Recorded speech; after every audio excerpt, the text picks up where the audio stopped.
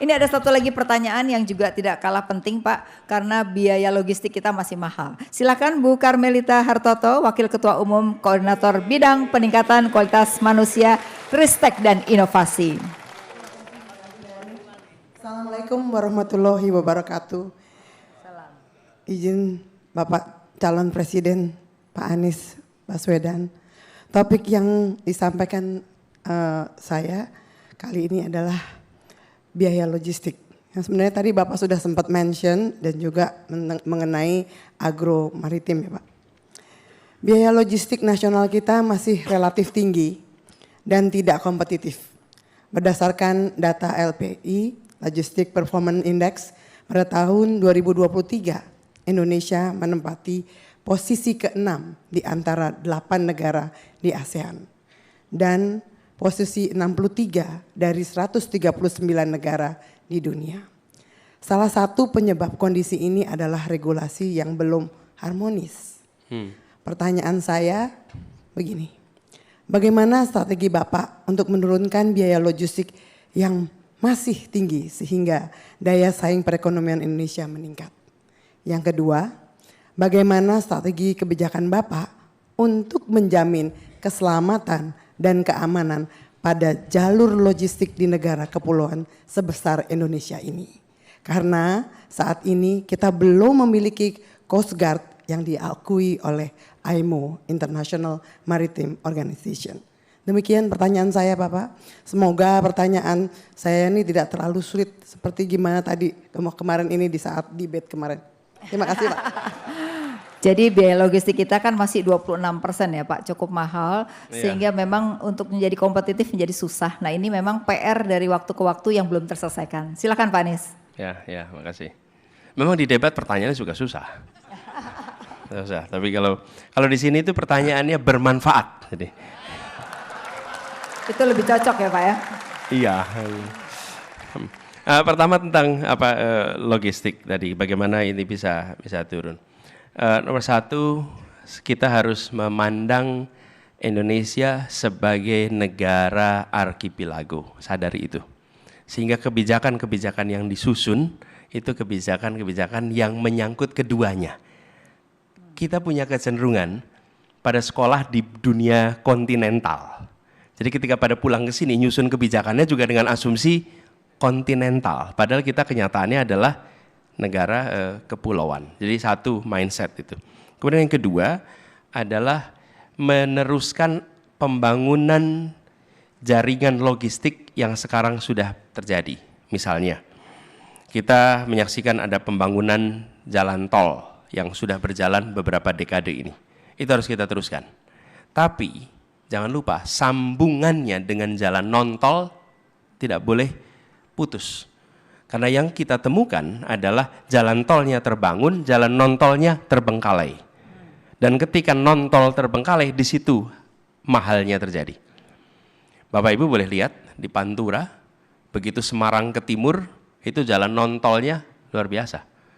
Dan ini kemudian poin yang kedua. Poin yang kedua adalah pembicaraan tentang tarif dari jalan tol yang belum tentu bersahabat kepada dunia usaha. Menurut saya perlu ada review ulang atas tarif jalan tol antara kegiatan usaha dengan kegiatan leisure. Yang sekarang terjadi adalah untuk kegiatan private yang non-komersial itu malah mendapatkan biaya yang lebih kecil dibandingkan yang untuk kegiatan komersial. Ya, apa yang terjadi? Truknya nggak lewat jalan tol, truknya lewat jalan non-tol, dan jalan non-tol tidak dirancang untuk menopang kendaraan-kendaraan berat seperti itu. Jadi penyesuaian tarif tol, dan kemudian yang tidak kalah penting, pembangunan jaringan kereta api yang secara serius harus dimulai di Indonesia. Kenapa jaringan ini diperlukan? Karena dalam jangka panjang mobilitas logistik menggunakan kereta api itu salah satu yang paling efisien. Tapi kita belum secara serius membangun rute-rute kereta api baru pasca kolonialisme. Bahkan kami berencana menghidupkan kembali jalur-jalur kereta api di Sumatera Barat yang sudah mati itu. Karena kita ingin menghidupkan kembali di situ. Dan Bapak Ibu sekalian, revitalisasi jalur kereta api di Sumatera Barat itu Tahu berapa harganya? 16 miliar per kilometer. Tidak mahal. Dan kalau kita membangun jalur kereta api baru, kira-kira 60 miliar per kilometer.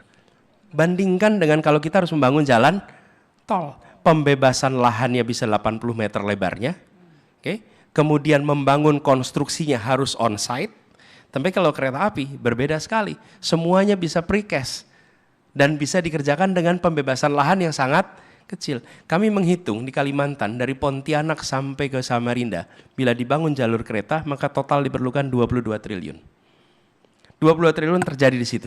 Sementara kita ketika membangun di Jakarta ini LRT, itu panjangnya kira-kira 6 km, nilainya 6 triliun.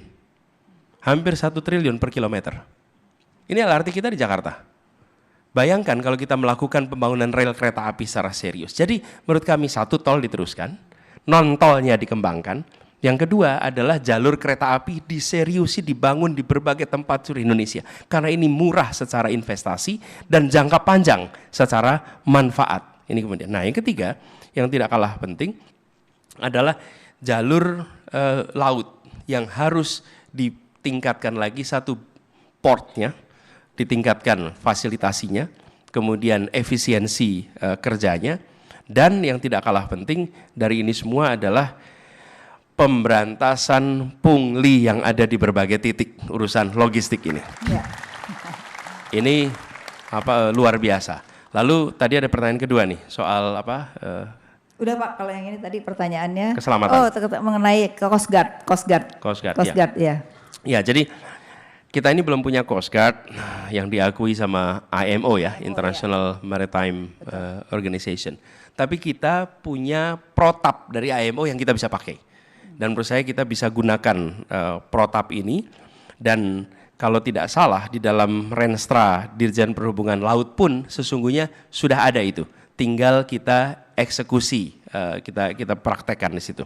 Dan dengan begitu nantinya infrastruktur jaringan transportasi laut itu akan ditopang dengan sistem safety dan security sesuai dengan yang ada di dalam IMO, gitu ya. Oke, terima kasih Pak Anies.